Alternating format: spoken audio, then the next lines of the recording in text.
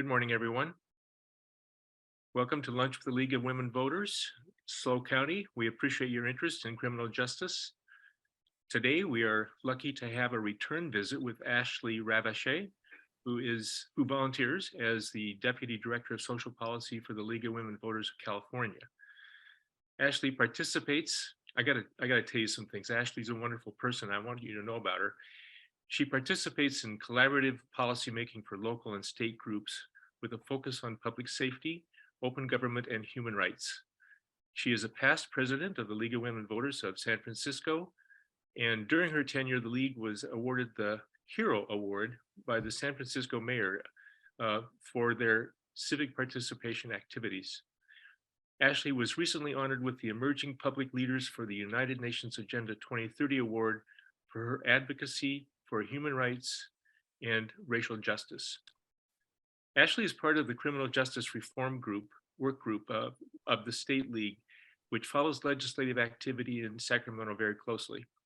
Today, she's going to give us an update on the criminal justice laws that emerged from the recent California legislative session.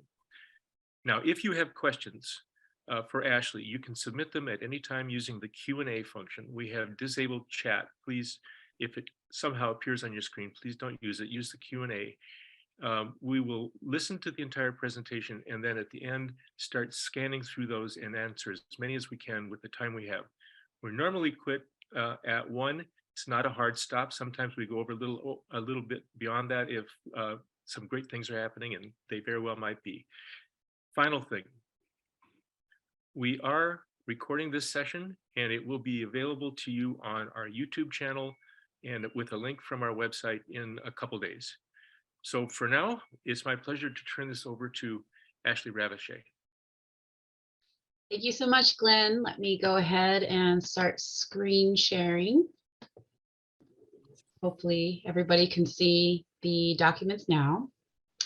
Welcome everyone to our workshop, Criminal Justice Reforms and League Advocacy. As Glenn mentioned, my name is Ashley Ravachey. I'm the Volunteer Deputy Area Director, Social Policy for League of Women Voters of California. And I'm joining you today virtually from the borrowed lands of the Miwok. I'm going to be reviewing a small fraction of the criminal justice reforms that were signed into law in 2022. My focus is to highlight on those laws that specifically address bias in the courts, as well as those that enhance data-driven decision-making.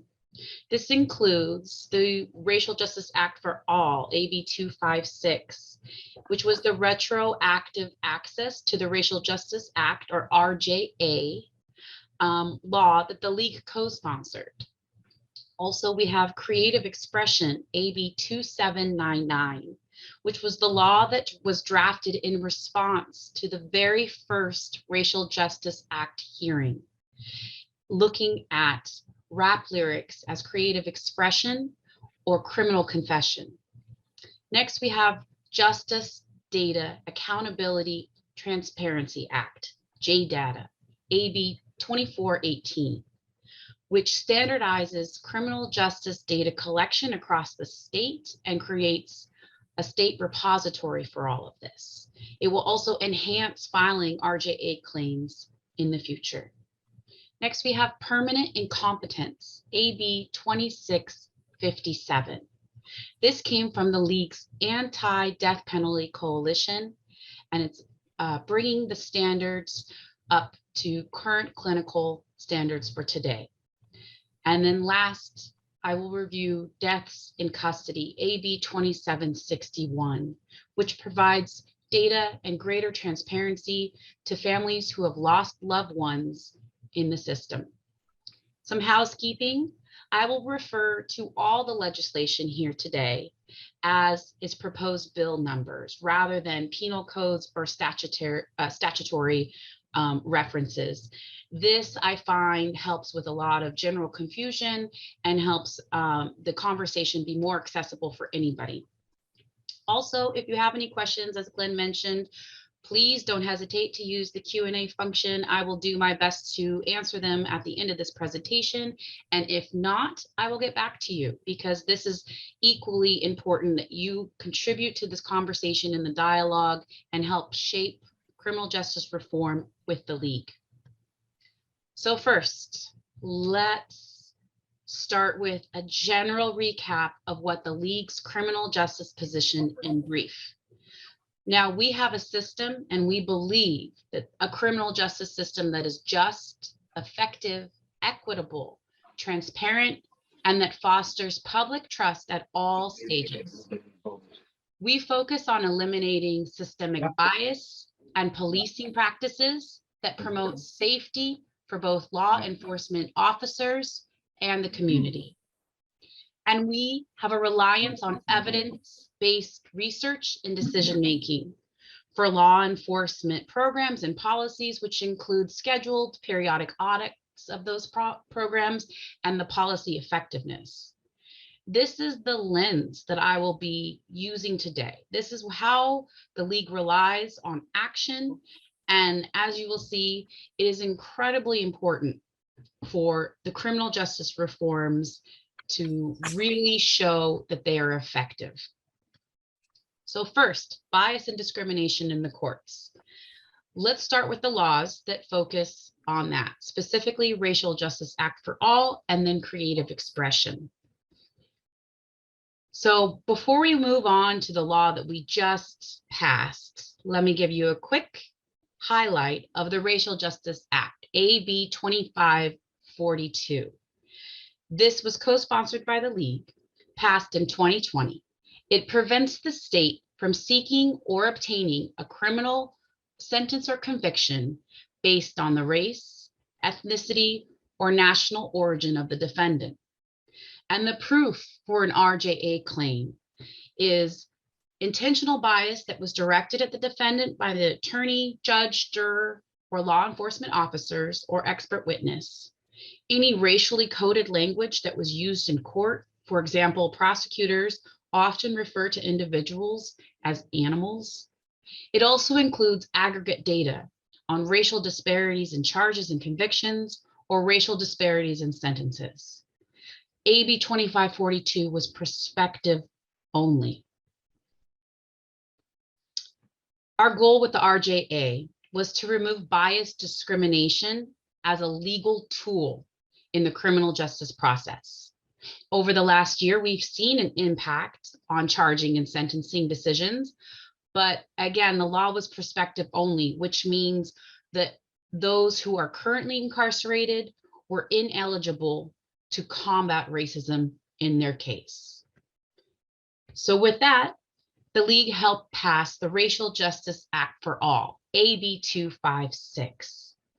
The fight for retroactive access was full of compromises, including a phase-in approach for the courts to better handle the caseloads with access to individuals who are on death row or who have immigration consequences beginning this January. Next, all of those individuals who are convicted of felony murder, life without parole, or life sentences will be able to file in 2024. After that, it will deal with all felony convictions within the last 10 years, which aligns directly with court retention policies. And finally, in 2026, all remaining convictions. We also clarified legal definitions for better implementation of the law. We codified that the proof of intentional discrimination is not a requirement for an RJA claim. And the last compromise was the most difficult to make. To give equal access to the law, we were required to offer a mitigation standard for prosecutors. The state now must prove beyond a reasonable doubt that bias towards the defendant or biased language used in courts did not contribute to the outcome. Now, what this means is a couple things. This standard does not apply to the racial disparity claims, which highlight harsher sentences, enhanced charges, and criminal convictions. This standard only applies to retroactive claims. The Senate Appropriations Committee added this last amendment, which introduces what practitioners call harmless error into retroactive RJA claims. Basically, this means that even after a convicted person can prove racial bias or the use of racially coded language, which is offensive, was there as part of their court proceedings, a remedy will not be imposed if the judge believes the person is guilty. However, we believe that the guilty as well as the innocent deserve a trial that is free from racial bias and animus. UC Berkeley law professor Erwin Chemerinsky stated it best. It is not acceptable to conclude that a defendant's conviction or sentence was the product of racial bias and then accept it as valid. This means we have more work to do to clear the path, and we need to continue the fight against systemic racism that has tainted the system for so long. For now, we can be both proud of the process that we have created to confront racism and hopeful for the people who will find the relief from the criminal convictions that are based on disparities of race, ethnicity, or national origin. This is a flowchart that deals with the process we help to establish. I won't go a deep dive into it. It is here for your reference to digest as you need in your own time. Racial bias, justification for specials. So let me take a step back and do a little bit of a deeper dive into a Racial Justice Act claim, using the examples we see with sentence enhancements. So what are they? Sentence enhancements add years or decades on top of already lengthy prison sentences. Defendants can be punished more harshly for alleged gang ties or having prior convictions, leading to excessive prison sentences that do not fit the crime. Enhancements largely came out of the 1980s and 1990s tough on crime narratives. So what do prosecutors use to justify certain enhancements? Well, criminal histories are one, but too often those criminal histories are a product of the systemic racism and discrimination. Most enhancements are rooted in bias discrimination, such as being an unwed mother, wearing clothing that is too loud, living in specific neighborhoods, often red-lined neighborhoods, listening to rap music, going to community centers, wearing cross necklaces or other religious symbols. This list of characteristics is a list pulled from a law enforcement manual and handbooks which define gang affiliations. This list provided legal justifications for a sentence enhancement. That is, before we passed the Racial Justice Act. Now we can challenge these characteristics in court. Did you know that more than 96% of people who are convicted with gang enhancement special circumstances are Black or brown? So let's discuss quickly the very first ever Racial Justice Act case to qualify for a hearing. This was a case that moved beyond the prima facie showing in Contra Costa County. Gary Bryant. Mr. Bryant was sentenced to life in prison for 2014 shooting. Due to other issues in the case and process, the trial was reopened and the Racial Justice Act claims were able to be heard. The district attorney used rap lyrics to secure those initial gang enhancements, and the courts determined that quoting rap lyrics as a fact of criminal behavior is discriminatory. It's rooted in bias and discrimination. And we won. Gary Bryant was able to be resentenced by the courts, and this is occurring at this moment, without the taint of racial bias and discrimination creating a life in prison situation. So with that, as a follow-up, creative expression AB 2799 was signed into law. This is where we looked at that incident of the Racial Justice Act claim of courts relying on expressions of rap lyrics and treating them as confessions of criminal behavior. There were more than 500 use of rap lyrics as evidence to justify special circumstances and enhancements. So courts were allowing discriminatory narratives linking hip hop to criminal behavior. And now, under AB 2799, courts must weigh that undue prejudice prior to admitting the rap lyrics as evidence.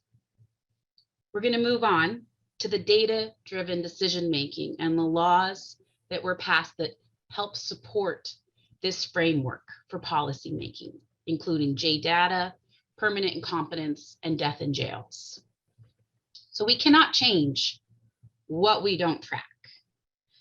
And I believe, as well as the league position supports, that data-informed decision-making is the key to sentencing and judicial reform advocacy. It includes everything from data collection, where all state and local criminal justice agencies should be required to collect a core set of data, elements necessary for tracking how people and cases move through the process and move through the system, as well as that data centralization and standardization. This means that all data should be standardized and housed in a single centralized data repository. Lastly, data access. Data should be available with varying levels of anonymization, of course, to policymakers, practitioners, researchers, journalists, and the general public. Examples of this type of data, of what we are seeking to achieve, is similarly situated demographic data in charging and sentencing. We're looking at stop data, body-worn camera data, pretrial data for bail reform, jail data, indigent status, fines and fees, diversion programs, and enhancements. So the JData bill, AB 2418, was in fact signed into law this year. Under the current law, agencies were already responsible for reporting arrest data, and courts had to report disposition of the case to the Department of Justice. That left a giant gray area of information that we needed to begin to collect and to standardize. JData created that centralized data initiative where the Department of Justice would become that repository. The Department of Justice must create an advisory board by October 2023.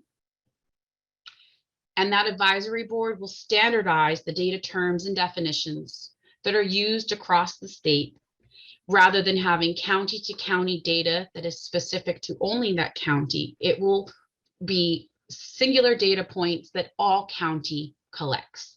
So for example, we've seen a lot of progress with zero bail and the collection of and reporting bail amounts to the Department of Justice. However, it's not standardized. So often courts will report that an individual received zero bail when they were released for zero financial monetary bail.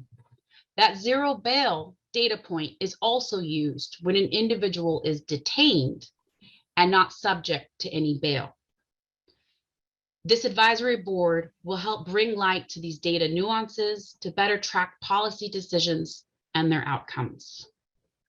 By 2027, all law enforcement agencies will be transmitting universal data points to the Department of Justice, and data will be collected on caseloads, plea bargaining, race, mass incarceration, enhancements, bail, diversion, equity, homelessness, just to name a few of the data points that we currently are not collecting. That data will bring transparency and guide future decision-making. But I do want to point out the J data law is currently an unfunded mandate. So we have work to be done to continue to support the centralized data collection and system for California.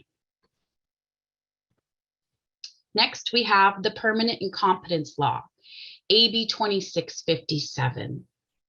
America's death rows are increasingly being transformed into high-cost homes for senior citizens.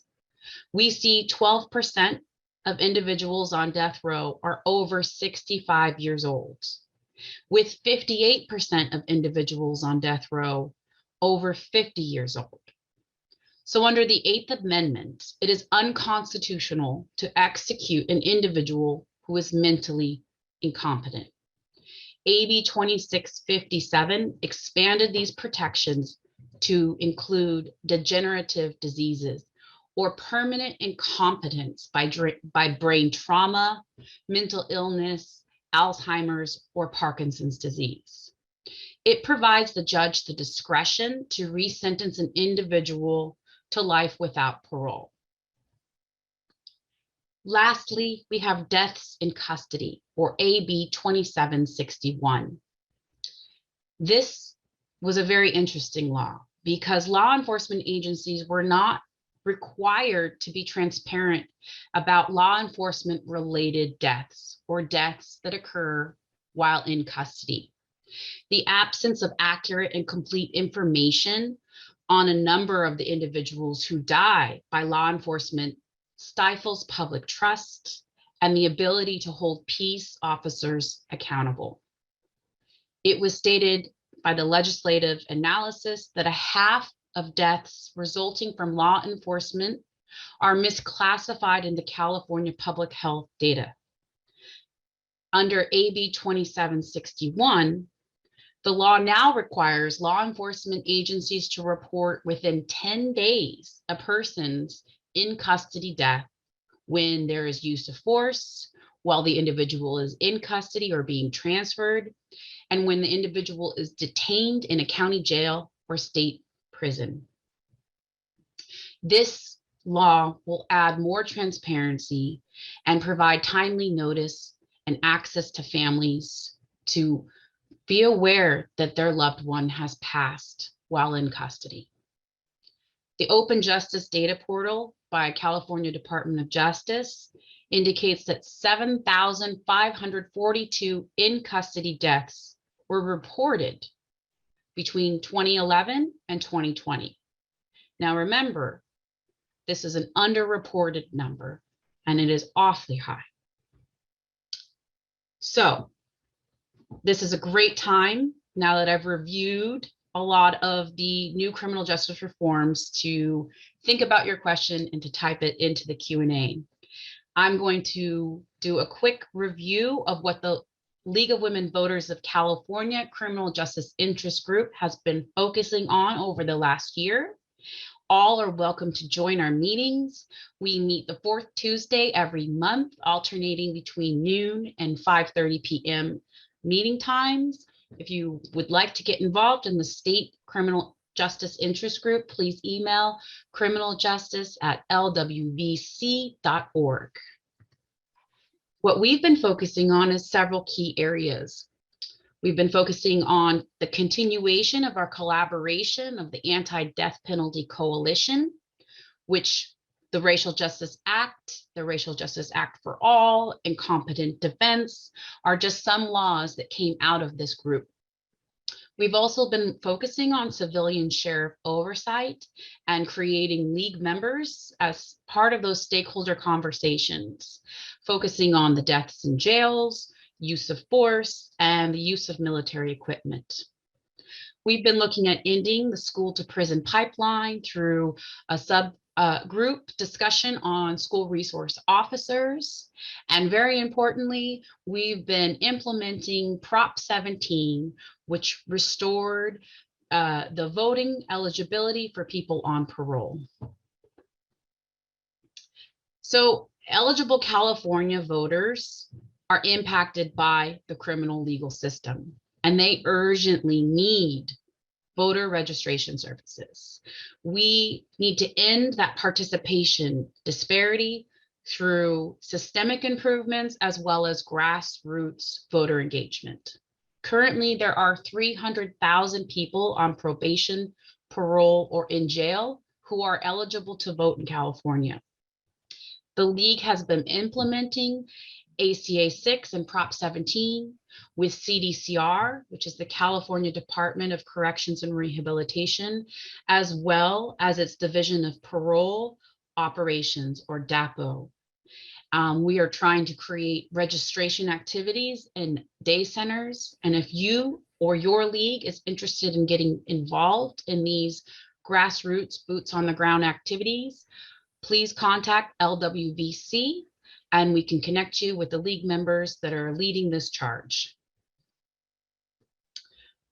Also, voting in California jails. The league partnered with the ACLU of Northern California to create a toolkit so that local leagues were able to understand the issues and to be able to communicate what needs individuals who are eligible to vote have. That Voting in California Jails Community Toolkit is available in both English and Spanish, and it can be accessed at www.letmevoteca.org/toolkit/.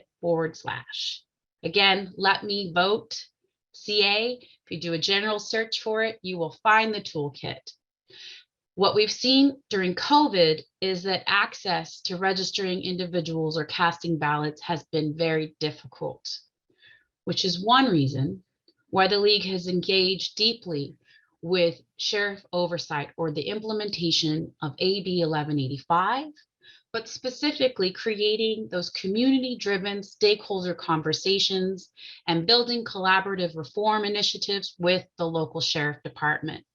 We have multiple stakeholder conversations occurring across the state, specifically in Sacramento, King, San Diego, Orange, Marin, Alameda County, just to name a few.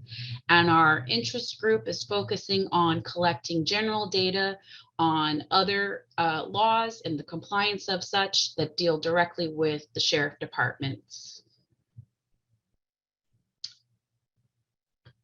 So lastly, before we move on to question and answer, I want to just revisit the One Voice policy. The first key takeaway of this webinar is that local leagues can use the positions to advocate and implement the compliance of laws. Remember that we speak with one voice as a league, and that voice is our position. So why is implementation so critical? Well, as we know, changing the law is just one part. I like to describe it as reaching that top of the mountain and then realizing you have a long road ahead of you to go down the mountain before you fully realize the policy change and successfully implement the new law.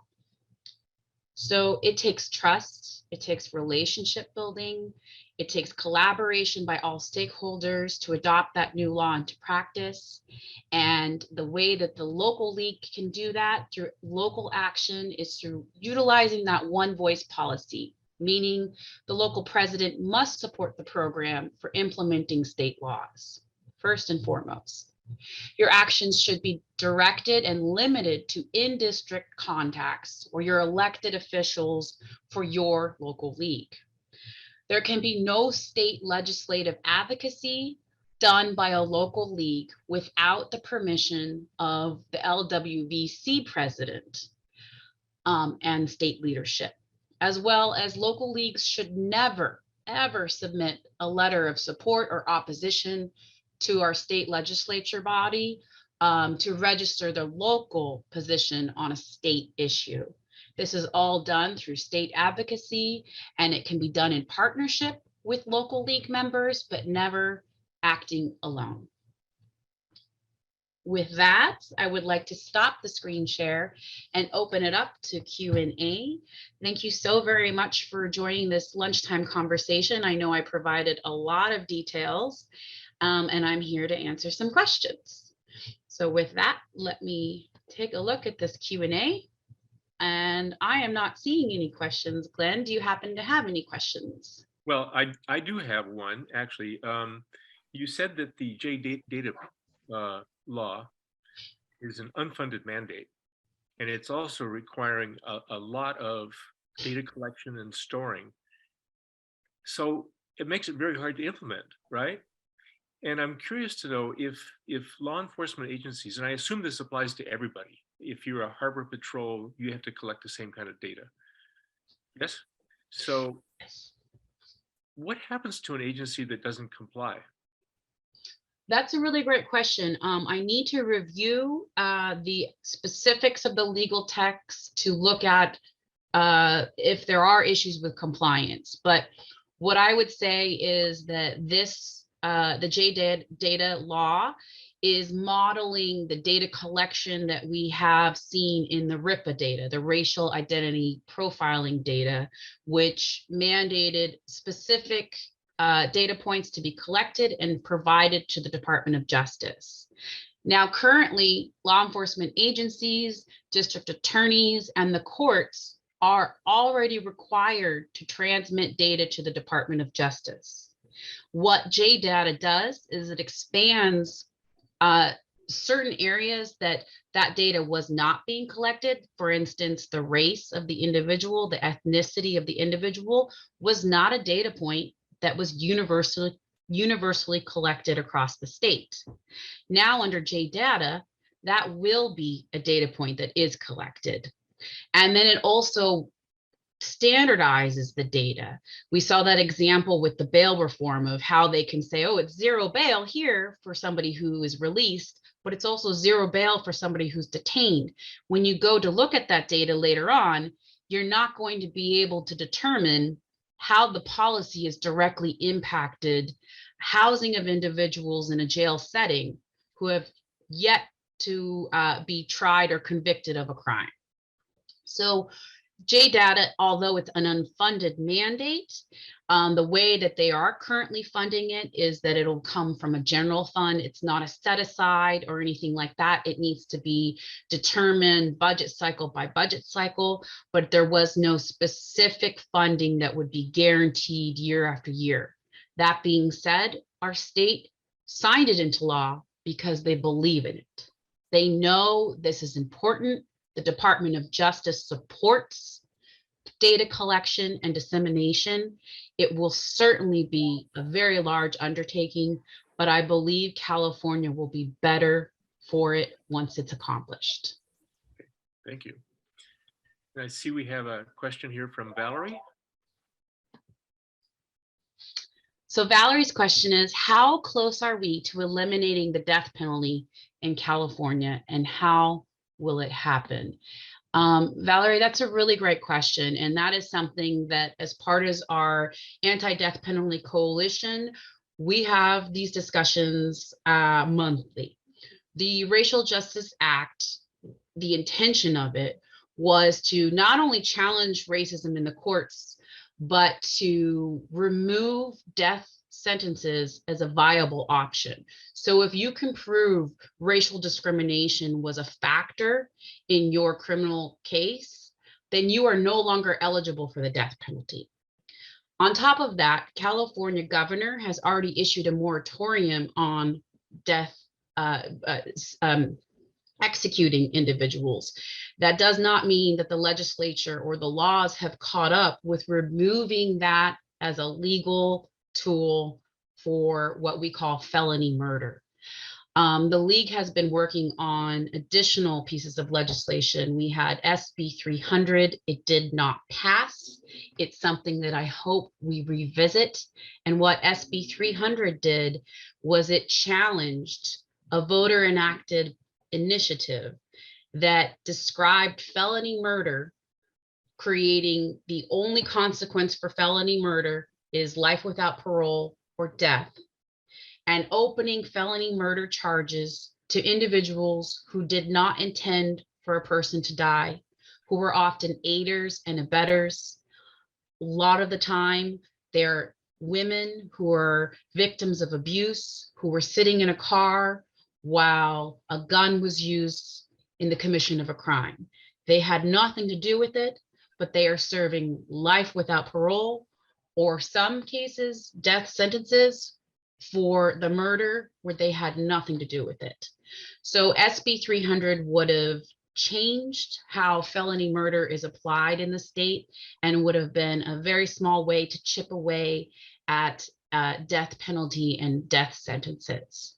Advocacy is ongoing. If you're interested in participating, please reach out and we will look at ways to fold you into the conversation. Okay. Well, one other thing that has occurred to me is you've got the sentence enhancement information that you pass along really made me kind of mad, because when I'm thinking about it, I think you mentioned that there's actually been some research showing that it is disproportionately applied for Black and brown people. Is that based on, like, has somebody actually done that research? We know that this is the case. You're looking, and then it's secondarily, if someone is one of those people who's had a sentence enhanced that way, is there recourse for them? So that's a great question. Yes, the data is out there. The data demonstrates that sentencing enhancements are used to penalize individuals of color, individuals who are poor, and to give that justification for a harsher penalty, longer conviction, longer sentence, more charges being added on. And what we see is that the criminal histories that are applied to individuals of color, something that would be considered a low-level nonviolent misdemeanor, when you add an enhancement on it, becomes a felony. We call those wobblers. Those wobblers are the discretion of the judge.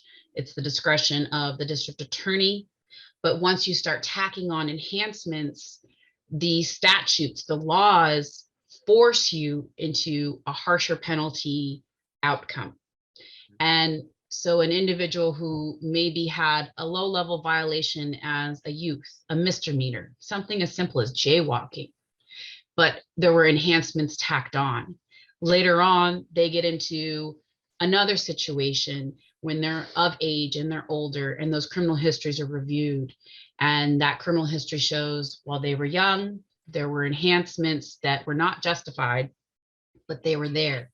So now you're no longer judged for the actions that you're being criminally charged for. You're being rejudged for your entire criminal history that is a product of the systemic racism and the unfair charges and sentencing that we see. Now, Glenn, you asked about what can we do? What are the remedies? Well, the remedies are the Racial Justice Act. Yep. This is the first time that an individual could prove the disparities in charges and sentences and conviction were a result of their race, ethnicity, and national origin. We removed the legal discrimination as being justified to prove and to have longer sentence, more harsher sentences, and those criminal convictions sticking. And it's been a challenge for prosecutors to have to rely on other tools. But it's a good challenge. And it's a challenge that the courts and the DAs are rising to. And there are certainly progressive prosecutors who completely supported the Racial Justice Act. And so we only ask that an individual be judged for the crime that was committed and that the punishment fit that crime, not that added enhancements or additional years be given simply because a person is poor, is a minority, is, you know, a person of color who has a criminal history of racism and racist charges. Okay, thank you. I see that Cindy Marie has a question here. Let's read it. So Cindy says, please elaborate on local leagues that have made progress communicating with their sheriff's offices. That's a great question, Cindy. So there's been a lot of effort with implementing AB 1185, and every county is different. So some counties have sheriffs that are really leaning into the process, that collaborative stakeholder discussions. Some counties are not so open, and that trust building and that difficult, uncomfortable truth seeking is very much part of this process. I am a stakeholder in Marin County. I can tell you that many counties had already had an oversight body prior to the passage of AB 1185. In certain counties like Sacramento, 1185 helped to strengthen that community-driven input and policy decisions. An example I would give where League had participated in the grassroots effort of growing community support and having conversations would be Alameda County. One thing that we've done as League members is that we've partnered with the experts. We've partnered with NACOL, who creates and collects data on sheriff oversight, and community oversight bodies can explain to the local government officials, elected officials, the versions of sheriff oversight which can be attained, and then really convenes those conversations of all the stakeholders. And so it's definitely a work in progress, at least in my county and beyond, but it really depends on the sheriff and the sheriff's deputies recognizing the opportunity to start to engage with community members in a way that they never have before, of that really listening to the community feedback and seeing that public safety is shaped by public perception. And that when you have that engagement and that collaboration, that you actually create a safer community, because members who are impacted are more likely to cooperate and to collaborate. And sheriffs who have not necessarily reached across into other communities and seeing individuals as participants in the policy making get to understand, and they get to heal from the trauma that everybody feels on both sides.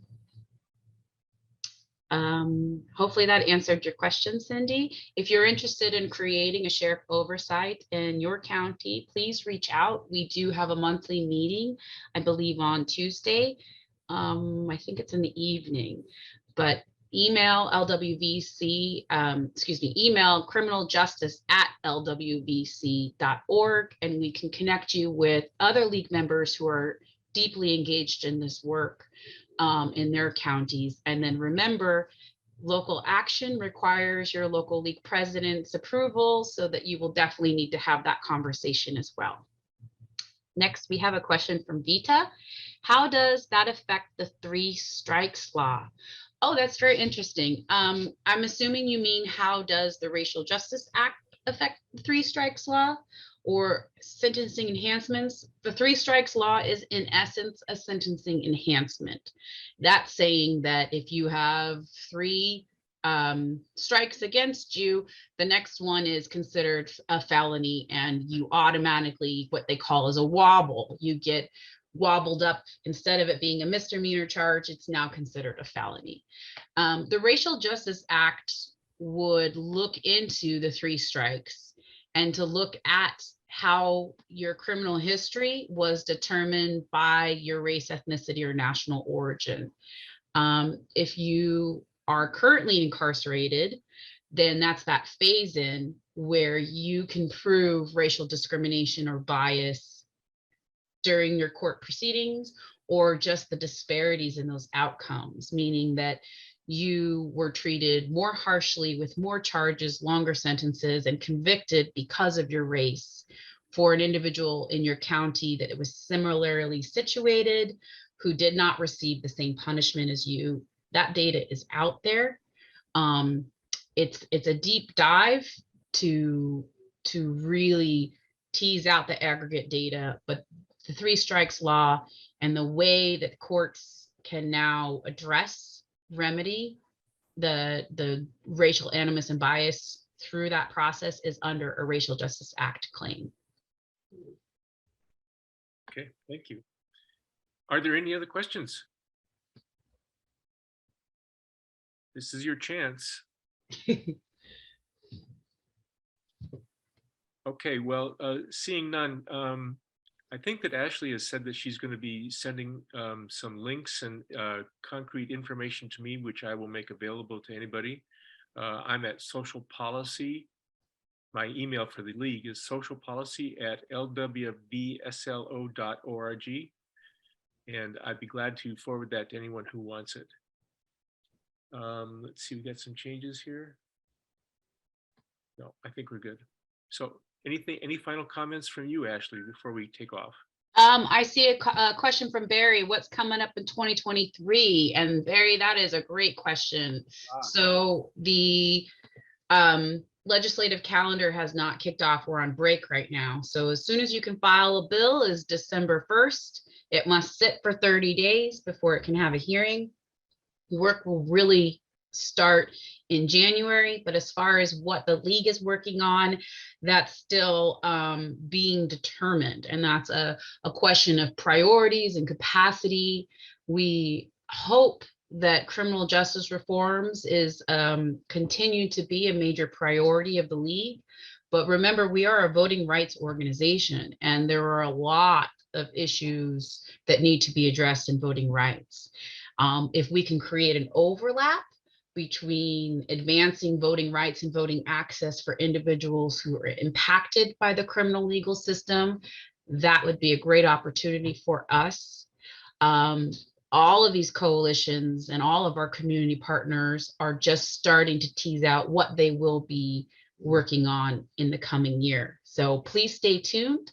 We do have openings for legislative analysts. If you're interested in learning how to be trained to review legislation and to create position support recommendations or opposition recommendations based off our existing positions, go ahead and email the state and we can get you connected to that training. And then I know I have a few more minutes, but we do have one more question here from Vita. It says, are the courts ring flooded with requests now to consider the RJA? You know, Vita, that's a really great question. So when the Racial Justice Act initially passed in 2020, our opposition to it was mostly over the fear that we would break the court system, that there would be so many Racial Justice Act claims because there's so much racism in the courts that there would be no time and nobody would be able to pay for it, or the whole court system in California would just, you know, buckle under the pressure. That was not the case. What we saw in the implementation of the prospective only law was that courts really were challenged to first understand the harm that racial bias had and the taint that it had on the outcome of the case. A lot of the cases, the RJA claims, they had to start from day one, educating prosecutors, educating judges, what systemic racism looked like. And it was interesting because when we created the RJA law, we didn't believe we had to re-educate individuals on racism or what systemic racism looked like. And that was very interesting to us, that no, indeed, you had to start from the scratch and you had to do a little hand holding and you had to be patient. And then we saw that month after month after month, courts determined that we couldn't have a hearing. It's called a prima facie showing. So you make your statement that racism under your RJA claims existed in your case, and that you wanted to have a hearing for it to show all the evidence and discuss. Well, the courts were saying you needed to prove 100% your claim of racism at your prima facie showing in order to have a hearing on the merits. That's not how we drafted the law. It took a long and hard fight, and eventually it took an appellate decision to review and set the rules and clarification for the lower courts that prima facie showing is a low standard, that you do not need to prove a Racial Justice Act claim at that prima facie showing. You just need to have a blanket amount of information enough to say, let's talk about it at the hearing. And that Contra Costa case with Mr. Bryant was the very first Racial Justice Act hearing that California achieved. And that was wonderful, but it did take almost 2 years of Racial Justice Act claims before we secured one hearing. So was it a flooding? No, not by any means. Will the retroactive cases be a flooding? Probably not. There is so much data issues and access to the data that is one reason why the J data bill is so important to California. So thank you for allowing me to wax a little poetic on this one. Forgive me, my dog is barking. Okay. All right, thank you very much, Ashley. I've scrolled down on the Q&A here. I don't see any more at the bottom. I think you've answered all the questions, Ashley, and I appreciate that. So for now, I guess we're gonna wrap it up. I'll just remind you again, this will be available on our YouTube in a couple days. We'll always have a link from our website, so you can replay it. I think you might want to share it. I think we got some really good information here today, and something that people who couldn't join us can check on their own. Thank you, Ashley, and thank you, Hilding, in the background there, for helping run the meeting. We'll see you again on Lunch with the League soon. Stay tuned, and we appreciate your attendance. Goodbye.